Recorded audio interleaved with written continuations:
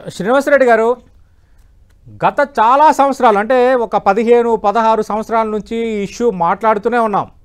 సరే పరిస్థితి మార్పు వస్తుంది కదా, జైకా నిధులు అన్నారు, గ్రేటర్ హైదరాబాద్పై వరాల జల్లు అన్నారు, ఏ ప్రభుత్వం వచ్చినా మొత్తం ఇక్కడే ఖర్చు పెడుతున్నాము, నాలాల సుందరీకరణ అన్నారు, ఆ దేశం సహాయం ఈ దేశం రుణం, ఇట్లా 100 మాటలు మనం విన్నాం, మాట్లాడుకున్నాం. కానీ పరిస్థితి ఎందుకు మారటం లేదు? మళ్ళీ మ్యాన్ హోల్స్లో పడిపోయి మరణించటం, నాలాల్లో పడి మరణించటం,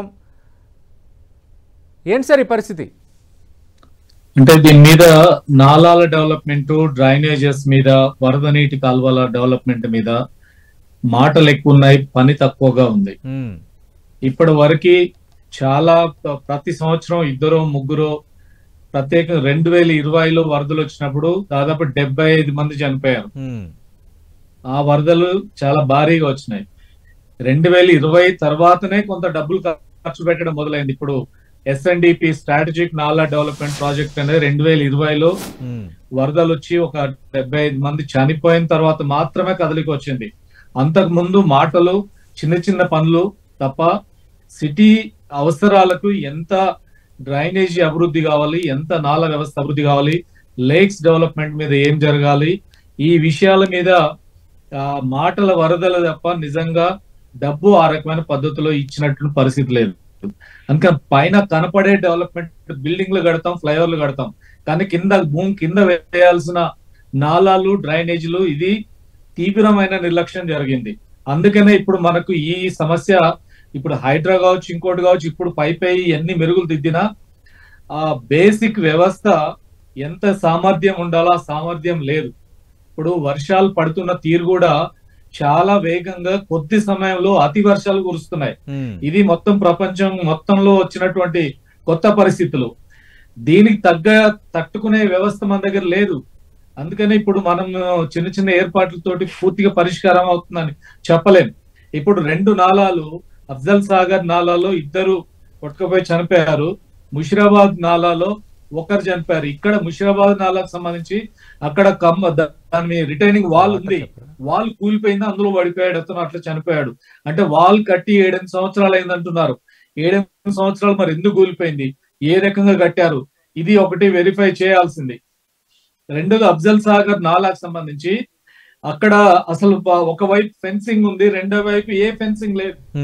ఈ రెండో వైపు ఫెన్సింగ్ లేని దగ్గర నుంచి ఒక వ్యక్తి కొట్టుకపోతుంటే ఆయన్ని కాపాడడానికి ఇంకో వ్యక్తి వెళ్ళాడు, 2 అందులో కొట్టుకుపోయి చనిపోయినట్టు పరిస్థితి, ఇంకా బాడీలేమి దొరకలేదు అక్కడ.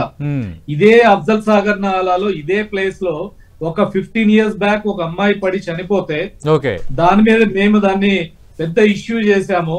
దాని మీద హ్యూమన్ రైట్స్ ఫోరం తీసుకెళ్లాం, హ్యూమన్ రైట్స్ కమిషన్ తీసుకెళ్లాం. బట్ ఆ రోజు నుంచి ఈ రోజు వరకు దాంట్లో మళ్ళీ అదే ప్లేస్, దాదాపు అదే ప్లేస్ లో మరొక 2 చనిపోయినటువంటి ఘటన. అందుకని ఇది హైదరాబాద్ సిటీలో హైడ్రా కావచ్చు, ప్రభుత్వం కావచ్చు, జలమండలి కావచ్చు, GHMC ప్రిపరేషన్స్ గాని, ప్రయత్నాలు గాని మనకు చూస్తుంటే కొంత కనపడుతున్నాయి. కానీ అల్టిమేట్ గా ఫలితం చూస్తే ఏంటంటే ప్రతి ఏటా ప్రాణ నష్టం జరిగినట్టు ఈ ఏడాది కూడా ప్రాణ నష్టం ఇది ఈ రూపంలో ఈ రోజు నిన్న జరిగింది మనం చూస్తున్న చాలా బాధాకరమైంది. అందుకనే ఇది లాంగ్ టర్మ్ ఇక్కడ హైదరాబాద్ సిటీలో మార్పులు రావాల్సిన అవసరం ఉంది. అది జరగకుండా మనం ఈ ప్రాణాలు కూడా కాపాడలేం, ఆస్తి నష్టాలు ఎట్లాగో భారీగా జరుగుతున్న పరిస్థితి. సార్ శ్రీనివాసరెడ్డి గారు, మరి అంటే ఇప్పుడు దీని మీద ఖర్చు పెడుతున్నామని ప్రభుత్వాలు చెప్తున్నాయి, నాలాల ఆధునీకరణ చేస్తున్నామని చెప్తున్నాయి, సమస్యలు తీరుతున్నాయని చెప్తున్నాయి, కానీ ప్రమాదాలు మాత్రం ఆగడం లేదు. ఎక్కడ దీనికి వే అవుట్ ఎలా అంటే ఏం చెప్తారు? అంటే ఒకటి, ఇప్పుడు మన సిటీకి ఇప్పుడు వచ్చే వర్షాలకి దాన్ని తట్టుకునేంత కెపాసిటీ మన డ్రైనేజ్ సిస్టమ్ లేదు. ఒకనొకప్పుడు ఇప్పుడు చూస్తే నిన్న 3-4 hours లో కూర్చున్న వర్షం 12 సెంటీమీటర్లు. ఇప్పుడు 12 సెంటీమీటర్ల వర్షాన్ని తట్టుకునేంత కెపాసిటీ మన డ్రైనేజీ, మన స్టామ్ వాటర్ డ్రైన్స్ లేదు. సో దీని డ్రైనేజ్ కెపాసిటీ పెరగాలి. అది డ్రైనేజ్ కెపాసిటీలో డ్రైనేజ్ పైప్ లైన్ కానీ, నాలాల వ్యవస్థ కానీ, మూసీలోకి స్వేచ్ఛగా వాటరు, లేదా ఇప్పుడు శేఖర్ రెడ్డి గారు చెప్పినట్టు చెరువులన్నిటిలోకి వాటర్ ఫ్రీగా వెళ్ళేటట్టుగా ఆ స్థితి రావాలి. అట్లా మన డ్రైనేజ్ కెపాసిటీ పెరగాల్సినటువంటి అవసరం ఉంది, అది లేదు. రెండోది, ఇప్పుడు సిటీలో రోడ్డు ఎంత ఉంది, డ్రైనేజ్ ఎంత ఉంది, ప్రతి రోడ్డుకి 2 వైపులా మనం సైడ్ కాలువలు అంటుంటాం, సైడ్ డ్రైన్స్. రోడ్డు మీద వర్షం పడిందంటే పక్కన డ్రైన్స్ లోకి వాటర్ వెళ్ళాలి, బట్ రెండు వైపులా ఆ డ్రైన్స్ ఉండాలి. ఇప్పుడు ఎన్ని రోడ్లకు డ్రైన్స్ ఉంది, ఎంత స్థాయి, ఎంత పొడవు ఉంది? ఇప్పుడు లెక్కలు తీస్తే ఏంటంటే సిటీలో మొత్తం రోడ్డు లెంగ్త్ 9,000 కిలోమీటర్ల రోడ్డు ఉంటే డ్రైనేజీ లెంగ్త్ 1,300 కిలోమీటర్లు ఉంది. అంటే రోడ్డు ఎంత, రోడ్లో అది ఏ సైజ్ కు ఉంది, ఒక 10-15% కూడా డ్రైనేజీ లెంగ్త్ లేదు. అంటే అదే స్ట్రాంగ్ వాటర్ డ్రైన్స్, వరద నీటి కాలువలు. సో ఆ వరద నీటి కాలువల యొక్క పొడవు పెరగాలి, దాని స్ట్రెంత్ పెరగాలి, కెపాసిటీ పెరగాలి. ఇప్పుడు సార్ చెప్పినట్టు అన్ని హై రైజ్ బిల్డింగ్లు వస్తున్నాయి. హై రైజ్ బిల్డింగ్ నుంచి పైనుంచి వచ్చి ఇప్పుడు వర్షం ఎట్లుందంటే మనం ఖైరతాబాద్ దగ్గరకు వెళ్ళి చూస్తే రోడ్డు మీద అసలు ఆ వరద వస్తుంటే మనం వెహికల్స్ అని కొట్టుకపోతేనంత భయం వస్తున్నంత వరద వచ్చేస్తుంది ఒకేసారి. కాబట్టి డ్రైన్స్ కెపాసిటీ, నాలాల కెపాసిటీ చాలా ఏరియాల్లో పరిస్థితి ఒక ఎగ్జాంపుల్ చేస్తున్నా. బట్ ఎన్ని ప్రాంతాల్లో చూస్తున్నాం మనము, అంత భారీ ఎత్తున వస్తున్నాయి, వాహనాలను కొట్టుకపోతున్నాయి.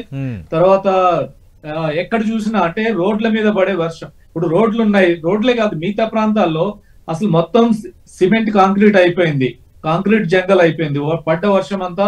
ఇప్పుడు ప్రతి సిటీ స్పాంజీ సిటీ కావాలంటున్నాం, స్పాంజీ సిటీ మా లక్ష్యం అంటున్నాం. అంటే పడ్డ వర్షం నేలలోకి ఇంకాలి, కానీ ఎక్కడ స్పాంజీ సిటీ ఉంది, ఎక్కడ నేలకి ఇంకే పరిస్థితి ఉందా? మరి దాన్ని క్రియేట్ చేయాలి కదా. ఎక్కడన్నా వేకెంట్ ల్యాండ్స్ ఉంటే వాటి అమ్మేసుకుంటున్నాం, వేలపాట్లు వేస్తున్నాం, అక్కడ పెద్ద స్ట్రక్చర్స్ వస్తున్నాయి.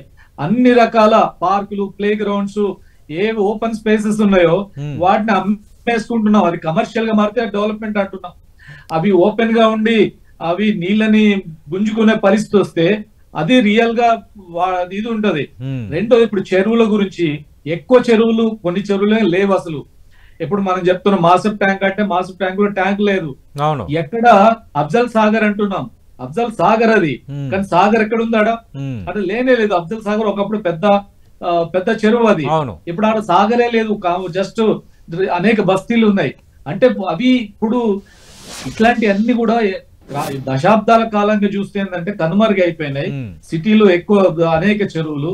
ఇప్పుడు కొత్తగా గవర్నమెంట్ ఈ మధ్య ఏం చేశారు, రోడ్ల కింద ఎక్కడైతే నీళ్లు వాటర్ లాగింగ్ అవుతున్నాయో, నీళ్లు నిలుస్తున్నాయో అక్కడ కింద రోడ్డు కింద పెద్ద పెద్ద చెరువులు తవ్వుతున్నారు, అంటే పెద్ద సంపులతో తవ్వుతున్నారు.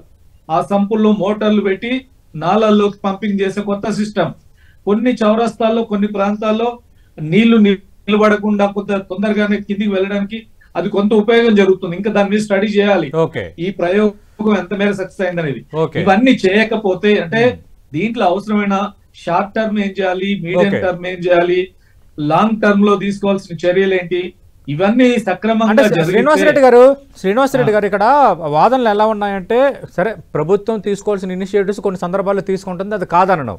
కానీ ఇక్కడ ఏంటంటే ముంబైలో వరదలు రావటం లేదా, బెంగళూరులో రావటం లేదా, చెన్నైలో రావటం లేదా, ఢిల్లీలో రావటం లేదా, అన్ని నగరాల్లో పరిస్థితి అలాగే ఉంది కదా అన్న సమాధానం ఎక్కువ వస్తుంది.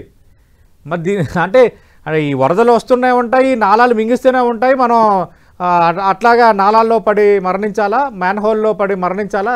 ఎలా అర్థం చేసుకోవాలి ఈ తరహా వ్యాఖ్యలు? అంటే అందుకని ఇప్పుడు నాలాల్లో అంతటా ఇప్పుడు వరల్డ్ వైడ్ ఇదంతా ఏంటంటే ఈ క్లౌడ్ బరస్ట్ కావడము, కొద్దిసేపట్లో ఎక్కువ వర్షం రావడం, ఇవి నగరాలకు చాలా ప్రమాదకరంగానే. ఇది వరల్డ్ వైడ్ ఫినామినా, ఎవరు కాదనట్లేదు. కానీ మనం ఏం చేస్తున్నాం, ప్రాణ నష్టం చేయకుండా, ఆస్తి నష్టం జరగకుండా ఎంత మేరకు చర్యలు తీసుకోగలుగుతున్నాం? ఇప్పుడు దాని మీద మనం ఎంత ఖర్చు పెట్టాం, ఈ లెక్కలు తీస్తే అన్యాయంగా ఉంది. జరుగుతుంది ఏంటంటే మనం చేసిన మిస్టేక్స్ కారణంగా, మనం దాని మీద ఖర్చు పెట్టకపోవడం కారణంగా నాలాలు వైడనింగ్ చేయలేదు, మూసీ డెవలప్మెంట్ చేయలేదు, చెరువుల ఆక్రమణ ఆపలేకపోయినాం, నాలాల ఆక్రమణ ఆపలేకపోయినాం. ఇంతకుముందు సార్ చెప్తున్నారు ఇప్పుడు ఆ నాలాల పక్కన కొంత స్పేస్ వదలాలి కదా అని, అది లేదు ఇప్పుడు. అవి చిన్న చిన్న వాళ్ళు ఎవడు బతకడానికి ఒక ఇల్లు వేసుకోవడం కాదు, పెద్ద పెద్ద భారీ భవంతులు వచ్చున్నాయి నాలాల మీదనే. ఇప్పుడు వీటినన్నిటి నుంచి కావాల్సిన అన్ని చర్యలు పటిష్టంగా తీసుకోకపోతే భవిష్యత్తులో ఈ ప్రమాదాలను మనం నివారించలేము. నాలాల పక్కన కట్టిన అంతా ఇప్పుడు శేఖర్ రెడ్డి గారు చెప్పారు, ప్రీ మాన్సూన్ చర్యలు తీసుకోవాలి, మాన్సూన్ రాకముందే మొత్తం మట్టి ఎత్తాలి. అంటే శ్రీనివాస్ రెడ్డి గారు ఇక్కడ సమస్య ఎలా ఉందంటే, ఇప్పుడు నాలాలు ఆక్రమించారని హైడ్రా లాంటి వ్యవస్థలు కూల్చేస్తే, ఇల్లు కూల్చేశారు, బతుకులను రోడ్ల మీద పడేశారు అన్నది మళ్ళీ విపక్షాలు మాట్లాడుతున్నాయి, కొందరు మాట్లాడుతున్నారు. అంటే మరి ఎక్కడ ఎలా సార్ట్అవుట్ చేయాలి? ఇప్పుడు ఆ ఆక్రమణలు తొలగించకపోతే నాలాలని సెట్ చేయలేరు, వాటర్ ఫ్లోగా వెళ్ళడానికి ఛాన్స్ లేదు. ఆ నాలాలని ఆక్రమించి లేదంటే చెరువులను ఆక్రమించి ఇల్లు కట్టి నువ్వు కూల్చేస్తే ఇల్లును కూల్చేశారన్న ఇష్యూని మళ్ళీ తెర ముందుకు తెస్తున్నారు. మరి ఇలాగే ఉంటే మనం ఎప్పుడు దీనికి మన పరిష్కారం కనుక్కుంటాం? ఇప్పుడు అందులో కూడా ఇప్పుడు నాలాల పక్కన గాని చెరువుల పక్కన గాని భారీ భవనాలు ఉన్నాయనుకోండి, అవి తొలగిస్తే వచ్చే నష్టం, వ్యాపార సముదాయాలు ఉన్నాయి, ఇట్లాంటి వాటి తొలగిస్తే ఏం లేదు. కానీ పేదవాడి తొలగించాల్సి వచ్చినప్పుడు ఏంటంటే ఆల్టర్నేటివ్ ఇవ్వండి, బెటర్ ఆల్టర్నేటివ్ ఇవ్వండి, దగ్గరలో ఆల్టర్నేటివ్ ఇవ్వండి. ఇది చాలా కాలంగా మాట్లాడుతుందే. ఆల్టర్నేటివ్ ఇచ్చి తీసేస్తే ఎవరొద్దంటారు? కానీ ఆల్టర్నేటివ్ పేరుతోటి 40 కిలోమీటర్ల అవతల సిటీకి ఎక్కడో తీసుకుపోతాం అంటే వాడు బతకలేడిక. అందుకని ఆల్టర్నేటివ్ సరైన ఆల్టర్నేటివ్ లేకపోవడంతో ఏదో వర్షాకాలం వస్తే 2 నెలలు సర్దుకుందాం, మళ్ళీ మిగతా 10 నెలలు ఏమి ఇబ్బంది లేదు కదా. ఈ రకమైన జరిగిన సంఘటన కూడా మనం చూసాం కదా. అక్కడ ఆల్రెడీ ఎంక్రోచ్ చేయి ఒక ఇల్లు నిర్మించడం వల్ల వాటర్ వెళ్లాల్సిన ఫ్లో వెళ్లకుండా అక్కడ గోడకి తగిలి అది ఒక యూటర్న్ తీసుకొని మళ్ళీ ఆ ఫ్లో ఎక్కువైంది. అవును, ఇప్పుడు అఫ్జల్ సాగర్ లో కొట్టకపోయిన ఇండ్ల దగ్గర ఇంతకుముందు ఇక్కడ వరద ఎప్పుడు పెద్దగా రాలేదట, 7-8 ఇండ్లు ఉన్నాయి అక్కడ. అక్కడ ఇంతకుముందు ఏ రోజు వాళ్ళకి వరద వచ్చి దెబ్బతిన్న పరిస్థితి లేదట. కానీ ఇప్పుడు వచ్చింది, పరిస్థితులు మారినాయి. వరద ఎక్కడి నుంచి వస్తుంది, ఎలా వస్తుంది అనేది మనం ఊహించలేము. ఎందుకంటే కన్స్ట్రక్షన్ లో వచ్చిన తర్వాత వరద దారి దొరికితే అటువైపు నుంచి వచ్చేస్తుంది. అక్కడ ఉన్న ఇండ్లు కొట్టుకపోతున్నాయి. శ్రీనివాసరెడ్డి గారు, అంటే ఇక్కడ ఇప్పుడు ఆల్రెడీ ఒకరు మ్యాన్ హోల్లో పడి మరణించారు, మరో ఇద్దరు నాలాలో పడిపోయారు. అంటే ప్రతి సందర్భంలో జాగ్రత్తలు చెబుతూనే ఉన్నారు, ప్రభుత్వం చెప్తుంది, మీలాంటి వాళ్ళు చెప్తున్నారు. కానీ ఏంటంటే జరగాల్సిన నష్టం జరిగిపోతుంది. మీరు చెప్పేదేంటి ఫైనల్గా? లేదు, ఇప్పుడు ఇది ఎంతంటే మన నాలాల వ్యవస్థ, డ్రైనేజ్ సిస్టమ్ అంతా కూడా దాదాపుగా కొలాప్స్, అంటే దాన్ని దశాబ్దాల కాలంగా అది భ్రష్టు పట్టిపోయింది, లేదా బాగా వీక్ అయిపోయింది. దాని కంప్లీట్ ప్రక్షాళన జరగాలంటే దానికి అవసరమైన నిధులు ఎంత అవసరమైన దానికి ఖర్చు పెట్టాలి. ఒకప్పుడు 2017లో వరదలు వచ్చినప్పుడు కేటీఆర్ గారు చెప్పారు 10,000 కోట్లు మేము ఖర్చు పెడతాం, మొత్తం ప్రక్షాళన చేస్తామన్నారు. 2020 వరకు ఏం చేయలేదు. 2020లో భారీ వరదలు వచ్చిన తర్వాత SNDP ప్రాజెక్ట్ వచ్చింది. SNDP కొంత ఫలితం ఉంది, కానీ అది చాలా లేట్ గా మొదలైంది. కాబట్టి నగరంలో విస్తరిస్తుంది, ఆల్రెడీ పాత నగరం ఉంది.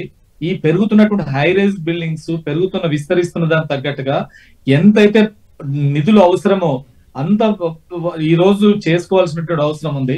అందుకని ఎక్కువ నిధులు ఖర్చు పెట్టాలి, ఉన్న వ్యవస్థల్ని బెటర్ గా వాడుకోవడం ప్రయత్నం జరగాలి. ఇప్పుడు హైడ్రా వచ్చిన తర్వాత ఒక కోఆర్డినేటెడ్ ఎఫెక్టివ్ బాడీ వచ్చింది, కొంత అవేర్నెస్ క్రియేట్ చేస్తారు, కొన్ని యాక్షన్ తీసుకున్నారు. కానీ ఇవేమీ సరిపోవు అనేది ఇప్పుడు తేలిపోయింది. వీళ్ళు చేస్తున్న చర్యలతోటి మనం కాపాడలేమని ఇప్పుడు అర్థమైపోయింది. రేపు కూడా ఇలాంటి ఇంకా జరిగే అవకాశం ఉంటుంది. కాబట్టి ప్రభుత్వం మరింతగా దీనికి అవసరమైన నిధులు గాని దాని ఏర్పాట్లు గాని మరింత సీరియస్ గా ఎవరు బాధ్యత వహిస్తే వాళ్ళ మీద అవసరమైన యాక్షన్ తీసుకునే ప్రయత్నం కూడా జరగాల్సిన అవసరం ఉంది. అప్పుడే కొంత జవాబుదారీ ఉంటుంది, కొంత బెటర్మెంట్ ఉంటుంది.